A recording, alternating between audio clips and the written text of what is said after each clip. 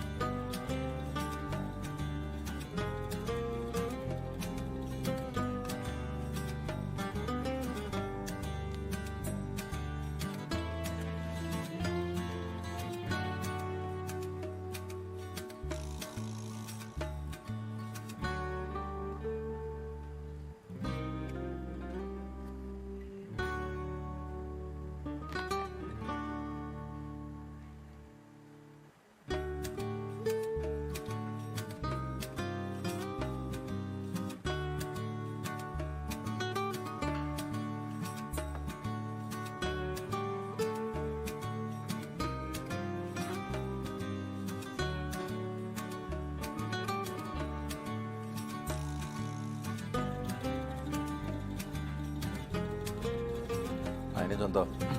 Misalnya saya tulis la ta'khuduhu sinatun wala naum.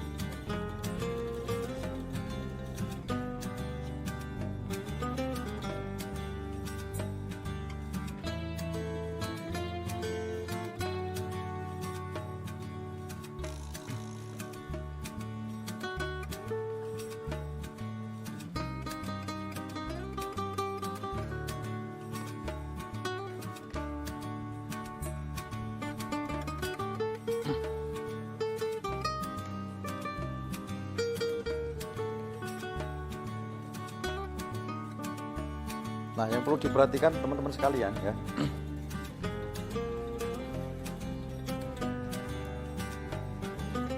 Di komposisi ini, wow ya. Sinatun ini taknya kan di atasnya ditumpuk dengan wow, ada wow di sini. Nah, kira-kira wownya ini naik dari standar garis yang sebelumnya apa tidak? Naik ya. Terus naumnya turun lagi, posisi normal. Ini naum ini. Naum ini normal ini. Nah, kalau kita perhatikan beda dengan wow yang ini. Wow ini kan agak naik posisinya.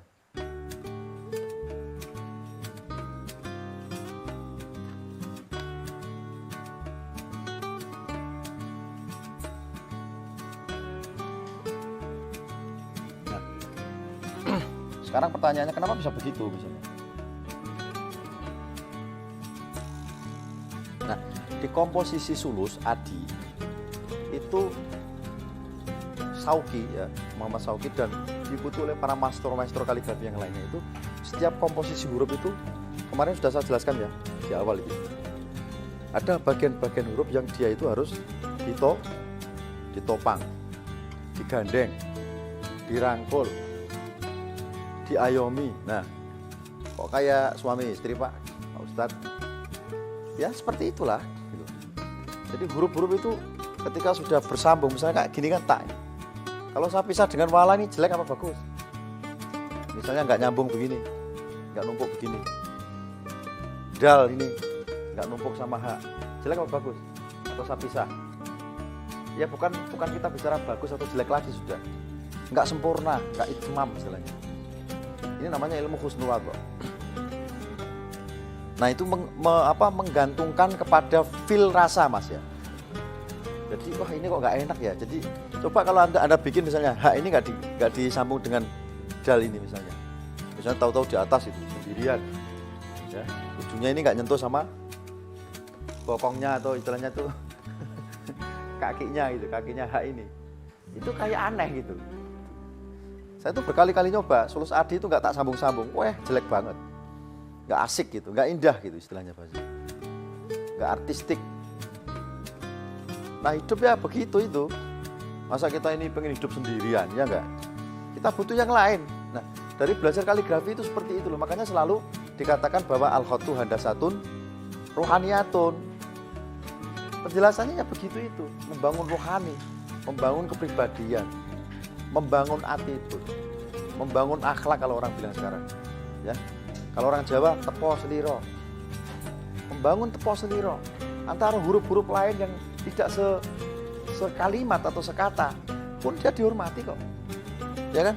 Misalnya takhudu ini kan beda agama ini, sin sama ha, ya.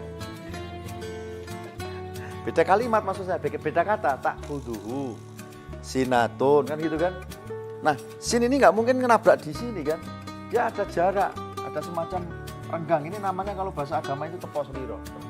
Toleransi, Mas. Toleransinya bagaimana? Jaraknya itu usahakan tepat satu titik, longgar. Ya kan? Itu hampir sama di sulus, di naskih juga sama begitu. Di khot-khot yang lain sama juga. Di rik'ah, di diwani. Antum bikin khot rik'ah itu jaraknya standar 1,5 titik, 1 titik longgar. Terus bikinnya rapat-rapat banget itu. Ada yang rapat, ada yang longgar, ada yang longgar banget. Ya lucu lah Mas. Jadi Anda nggak bisa juara kalau lomba begitu.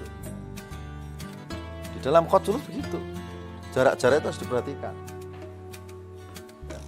Jadi jarak yang satu kata, misalnya takhuduhu ini satu kata. Sinatun wala naum. Sinatun wala naum beda kata. Sinatun wala terus naumun kan gitu. Sinatun ini kenapa ditumpuk? Karena ketika nggak ditumpuk ini justru lucu. Sehingga nanti seolah-olah tak sama wala ini nggak akur. Beda agama loh ya. Ya kan? Beda kata. Tapi kenapa dia akur? Kenapa dia menolong? Dia menumpu tetangganya. Dia menumpu ini loh, huruf wau. Itu filosofinya ke sana Mas larinya. Makanya pas gores itu sambil dirasakan. Oh ini kok ada yang ganjel ya. Apa ya? Nah, mulai dari sekarang itu dilatih ya Mas. Rasa atau feel itu dilatih. Dilatih betul-betul. Caranya gimana? Kamu membiasakan bagaimana merasakan orang puasa. Ya kan? Orang lapar itu kan juga namanya melatih kepekaan rasa tuh. Iya. Betul tidak? Kita puasa ini kan melatih kepekaan rasa. Kalau Anda kan ada bukanya. Sahur kemudian kamu latihan itu latihan kamu itu sebenarnya Mas. Latihan dalam sebulan itu kamu latihan. Tapi prakteknya gelandangan, pengemis di jalan yang pengemis beneran, gelandangan beneran, tunawisma beneran. Ya kan? Apalagi orang-orang di luar negeri sana. Ethiopia misalnya kan, orang Eropa macam-macam itu. Palestina, saudara-saudara kita di sana. Mereka kadang nggak makan berhari-hari, bahkan puasa adalah makanan setiap hari bagi mereka. Gimana coba? Puasa adalah makanan setiap hari bagi mereka. Justru kalau nggak makan itu malah mereka itu senang gitu loh. Karena mereka sudah biasa nggak makan. Tapi kalau makan malah aneh. Loh, kok ada makanan ya gitu. Jadi sugesti dia atau mereka itu sudah menganggap bahwa tidak makan itu adalah kebutuhan sehari-harinya. Tapi mereka bisa hidup kan? Asal masih ada air ya. Coba bayangkan itu.